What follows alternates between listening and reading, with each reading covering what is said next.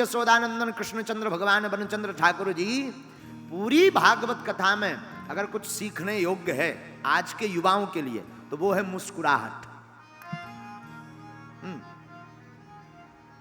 भगवान ने अवतार कहां लिया ठाकुर जी ने? मथुरा में।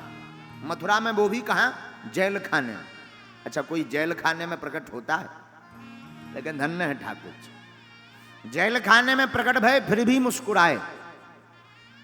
चलो अब जेल खाने में प्रकट हो गए तो कम से कम ढोल नगाड़े यहीं बजवा लो, लेकिन धन्य है रातों रात ठाकुर जी जय जय गए सो गोकुल पहुंच गए। अवतार मथुरा में, बधाई बजी गोकुल में। अच्छा चलो बहुत बढ़िया है, गोकुल में बज गई, अब तो आनंद है, लेकिन फिर भी मुस्कुराए। चलो गोकुल में आप रहे, बड़ी अच्छी बात है, अब यहीं रह लो, लेकिन इतने विचित्र, इतने टेढ़े कि कुछ दिन गोकुल में रहे, गोकुल भी छोड़ दिया, फिर कहां बस गए? बोले वृंदावन। और मुस्कुरा करके गोकुल छोड़ दिया।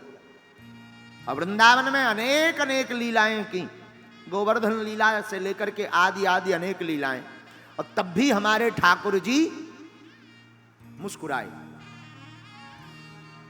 कई दिनों तक वृंदावन रहे और ठाकुर जी ने ब्रजधाम वृंदावन भी छोड़ दिया छोटी अवस्था में। और बोले वापस कहां आ गए? बोले वापस आ गए मथुरा। ब्रज का इतना नेह, इतना प्रेम, प्रेम गोपियों का वो ममत्व, गोपियों की वो ममता, ब्रजांगनाओं का वो स्नेह, ब्रजांगनाओं का वो छोह है, फिर भी ठाकुर जी उसको एक क्षण में छोड़कर मुस्कुराते हुए कहां आ गए? मथुरा। चलो मथुरा आ गए तो अब यहां टिक जाओ, लेकिन यहां भी उन्होंने मामा जी की 13वीं निपटाई। मामा कंस, उनको राम नाम सत्य किया और 13वीं करवाकर फिर खड़े होकर के मुस्कुराए। मामा जी जब निपट गए, राजा बनाया उग्रसेन जी को, और ठाकुर जी को स्वयं राजा बनवाना चाहते थे बहुत लोग, पर उग्रसेन जी को राजगद्दी पर बैठाया और ठाकुर जी फिर मुस्कुराए। संदीपनी आश्रम उज्जैन में गुरु जी के यहां विद्याध्ययन करने गए, वहां पर मित्र सुदामा मिले और ठाकुर जी मुस्कुराए। मथुरा में भी नहीं टिके, वापस पुनः अब ठाकुर जी फिर चले गए द्वारका।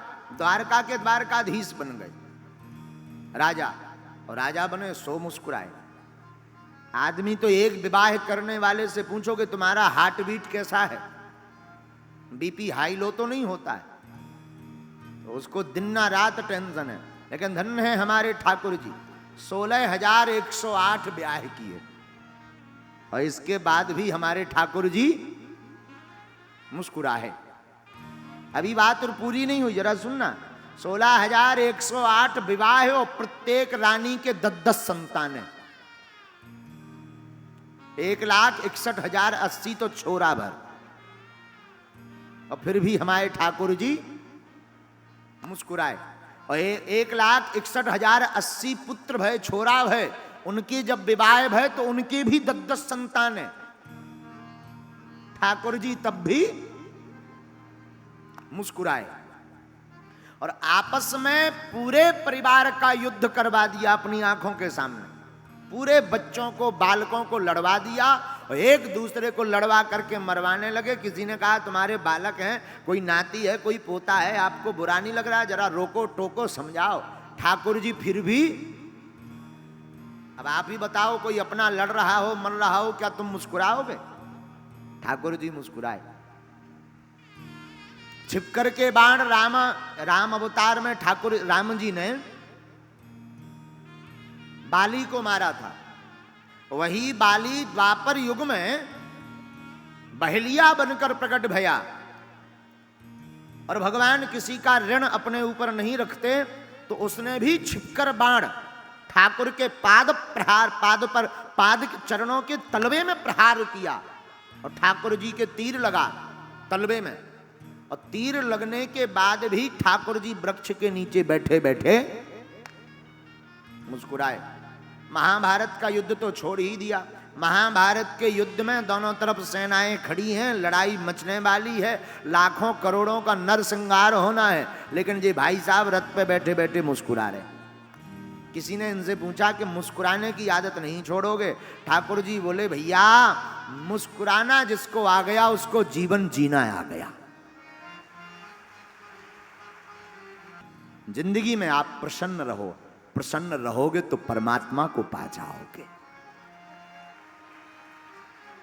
प्रसन्नता का सूत्र हमारे नंद नंदन भगवान ठाकुर जी देते हैं। जीवन में प्रसन्नता बहुत महत्वपूर्ण है। प्रसन्नता और बहादुरी, झुकना नहीं, कुछ भी हो